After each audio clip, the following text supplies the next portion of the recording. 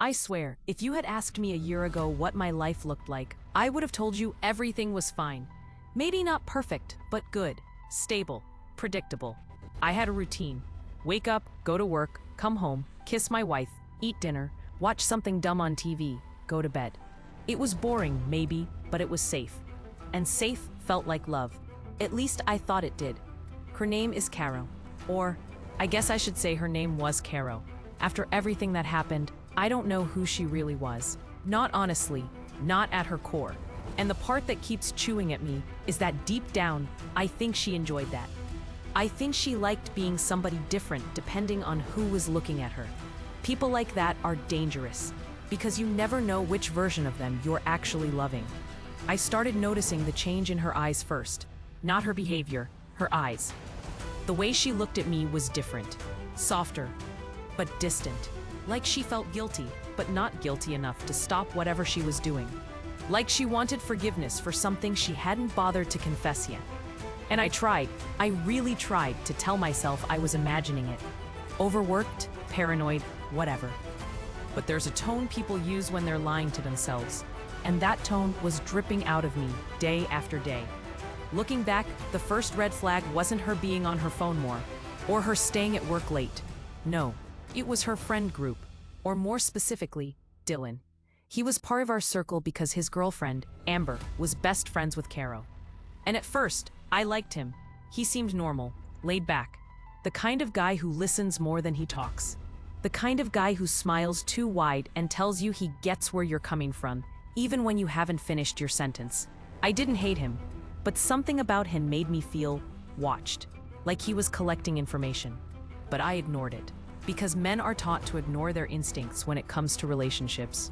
We're told we're jealous, insecure, overthinking. So I swallowed it. The next sign was subtle. So subtle I almost didn't catch it. Caro started caring more about how she looked when she left the house. And before you say anything, this wasn't normal getting ready stuff. This was brushing her hair twice before leaving for the gym, putting on perfume before picking up groceries, checking her reflection in the microwave door before heading to coffee with the girls. Little things, little lies. Then came the night everything started to slip. We were at a house party, just our normal group.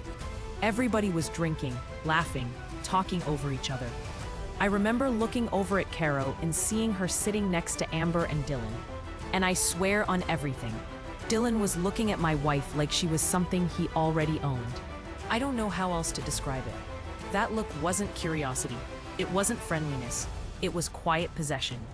But the part that truly made my stomach turn, Caro looked back at him.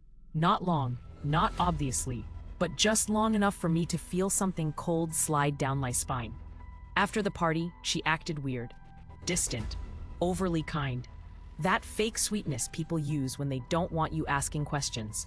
And when we got home, she practically ran to the shower. Caro never showers at night.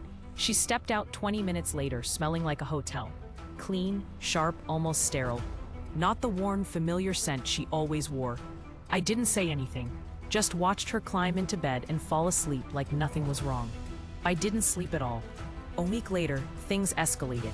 Caro was nominated for an award at work. Big deal. Fancy ceremony. She invited me, but said she didn't really want anyone making a fuss. Said she didn't need me to take time off work. Said she'd just go with the team. I believed her, like an idiot. The night of the ceremony, I didn't hear from her once. Not a single text, not a single photo, nothing. And when she finally came home, after midnight, tipsy, flushed, she was humming. Humming, like a teenager who just got kissed for the first time. I didn't even ask how it went. I just watched her float around the kitchen, smiling to herself. Here's the funny part. Cheaters are addicted to the glow of a secret. They don't hide it well at all. They want someone to notice the difference, because the thrill heightens the high. 2 days later, she told me a guy from her award event had asked her out. And this was after whatever the hell she clearly did that night. I remember sitting there thinking, why is she telling me this? What does she gain? She said she wasn't going to go out with him, that she shut him down, that she told Amber, and Amber agreed with her choice. Amber always agreed. I should have known then. But the real betrayal didn't hit until the night everything exploded. It was late. We were arguing, not yelling, arguing. Those soft, deadly fights where every word is dipped in poison. She was pulling away from me in every sense, physically, emotionally, mentally. And I finally snapped and said, "Are you in love with someone else?" She froze. Not offended, not shocked, not hurt, frozen. That was my answer. She sat down and told me, calmly, quietly, like she was giving a weather report, that she had developed feelings for someone unexpected, someone who was there for her emotionally, someone who understood her in ways she didn't expect. And before she could even finish the sentence, I already knew. "Dylan," I said. Her face went white. She didn't admit it out loud. She didn't have to. The guilt climbed up her throat and strangled her silence. I remember leaving the house. I don't remember driving. I don't remember breathing. I just remember standing on the side of the road at 2 in the morning, wondering what part of me had died without me noticing. The next morning, I asked her one question. Did anything physical happen? She said yes. Not once, not twice, but for months. And what made it worse was how she said it, with relief. Like I had finally unlocked the door for her to tell her truth.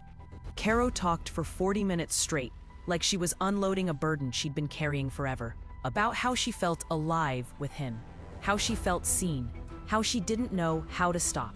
And when I asked her what was supposed to happen to me in all of this, she said, "I thought you'd get over it." Get over it. That was when something inside me snapped so cleanly it felt like a bone breaking. The next days were hell. Crying, fighting, apologies, promises, begging. She wanted to work on things, even though she had emotionally checked out months earlier. She wanted me to stay with her after she burned my entire reality to the ground. But poetic justice has a way of catching up to people who think they're smarter than consequences. Amber found out first, and I didn't tell her. Dylan did. He ended their relationship with a text message that basically said, "I'm in love with Caro. I hope you understand." She did not understand. Amber told every mutual friend, and I mean every friend. Screenshots, timelines, receipts. The entire web unraveled in hours. Caro didn't lose me, she lost everyone. Her reputation, her friends, her relationship, her sense of control.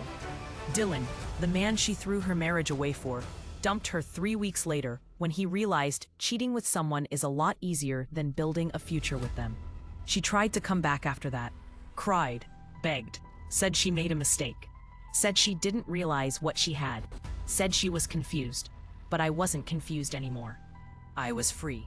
And here's the final twist, my poetic justice. Last month, Amber sent me a screenshot.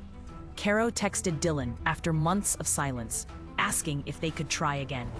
You know what he responded? "Sorry, you're not my type anymore." And for the first time since everything fell apart, I actually laughed. Because betrayal is painful. Losing someone you trusted is painful. Watching the person you loved fall for someone else is painful. But watching the person who destroyed your life get destroyed by the same person she threw everything away for, that's something different. That's closure. That's justice. And it finally let me breathe again.